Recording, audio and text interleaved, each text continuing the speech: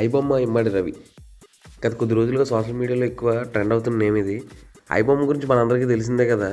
మనకి చాలామంది థియేటర్కి వెళ్ళడం మానేసి ఐబొమ్మలో సినిమాలు చూడడానికి ఎంతగా అలవాటు పడిపోయారో తెలిసిందే. సో ఐబొమ్మ వెనకున్న ఇమ్మడి రవి అనే వ్యక్తినైతే పోలీసులు అరెస్ట్ చేయడం తెలిసిందే. అసలు ఈ అరెస్ట్ వెనకాల ఉన్న కారణాలు ఏంటి, అసలు ఈ అరెస్ట్ ఎలా జరిగిందో ఒకసారి అయితే డిస్కస్ చేద్దాం.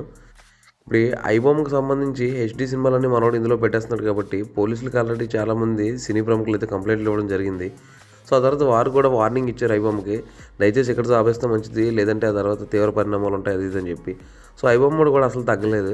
మీరు ఏం చేసుకుంటారో చేసుకోండి, మీ అందరి డేటా నా దగ్గర ఉంది, మీరు ఇదగ్గట్టుగా చేస్తే లేదా బెదిరిస్తే తర్వాత ఏం చేయాలో నాకు తెలుసు అన్నట్టు మనోడు కూడా వార్నింగ్ రివర్స్లో ఇవ్వడం జరిగింది. సో ఎట్టకేలకు ఐబొమ్మ నడిపించే ఇమ్మడి రవిని అయితే పోలీసులు పట్టుకోవడం జరిగింది. దీనికి మెయిన్ కారణం ఎవరంటే తన భార్య. అవునండి, తన భార్య ఎవరైతే ఉన్నారో ఆమెతో డైవర్స్ తీసుకోవడానికి మనోడైతే ఫారిన్ నుంచి ఇక్కడికి రావడం జరిగింది. సో ఆ సమాచారాన్ని తన భార్య పోలీసులకు చెప్పడం. సో ఎట్టకేలకు పోలీసులు అయితే తను ఉండే ఆ స్థావరానికి వెళ్ళి తనని అరెస్ట్ చేసి తీసుకురావడం కూడా జరిగింది. సో తన భార్య తన డీటెయిల్స్ని క్లారిటీగా పోలీసులకు చెప్పడం వల్ల పట్టుకోగలిగారే తప్ప వీళ్ళైతే మాత్రం చేసి పట్టుకున్నది అయితే కాదు. నాకు తెలిసి చాలామంది ఎవరైతే ఐబొమ్మ యూజర్స్ ఉన్నారో వాళ్ళు ఈ మాటలు అయితే అంటూ ఉన్నారు. సో వాళ్ళకి కూడా ఈ సపోర్ట్ అయితే వస్తుంది ఐబొమ్మ యూజర్స్ నుంచి. ఐబొమ్మ ఎవరైతే నడిపిస్తున్నారో వాళ్ళని ఐబొమ్మ ఎక్కువగా యూజ్ చేసే వాళ్ళందరూ అతను ఏం తప్పు చేశాడు, ఇంత రేట్లు పెట్టి చూస్తే మేము ఎక్కడ చూస్తాం సినిమాని.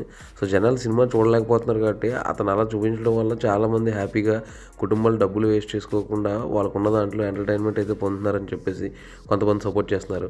అట్ ది సేమ్ టైం ఎవరైతే సినీ ఇండస్ట్రీకి చెందిన వాళ్ళు ఉంటారో వాళ్ళైతే ఈ సినీ ఇండస్ట్రీని నమ్ముకొని చాలా కుటుంబాలు ఉన్నాయి, కొన్ని కోట్ల నష్టం వస్తుంది నీ వల్ల అని చెప్పేసి మండిపడినోళ్ళు కూడా ఉన్నారు.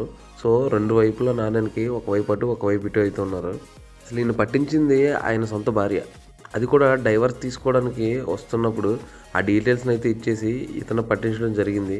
సో ఐబొమ్మ యూజర్స్ ఎవరైతే ఉన్నారో వాళ్ళైతే మండిపడుతున్నారు. ప్రపంచంలో కొన్ని లక్షల కోట్లు దొబ్బేసిన వాళ్ళని వదిలేసి జనాలకు ఎంటర్టైన్మెంట్ ఫ్రీగా పంచిపెడుతున్నందుకు ఇతను అరెస్ట్ చేస్తారని చెప్పేసి ఓ వర్గం అయితే దుమ్మెత్తిపోస్తున్నారు వీళ్ళ మీద.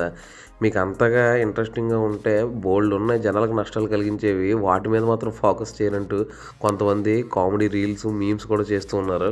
కామెడీగా ఆలోచిస్తే మనకైతే ఒక విషయం దొరుకుతుంది, అదేంటంటే ఈ రేంజ్లో రేట్లు పెడితే థియేటర్కి వెళ్ళి ఎలా చూస్తారు జనాలు. సో వాళ్ళందరి కోసం చేస్తున్నారు కాబట్టి ఇది రైట్ అనిపిస్తుంది. అలా కాకుండా ఇండస్ట్రీ మెంబర్గా ఆలోచిస్తే మనకి ఇంతమంది కష్టపడి సినిమాలు తీస్తుంటే మనోడు సింపుల్గా ఇలా జనాలకి నెట్లో పెట్టి అందించేస్తుంటే ఇంకా జనాలు థియేటర్కి ఏమొస్తారు, దానివల్ల సినిమాలు ఏం తీస్తారు.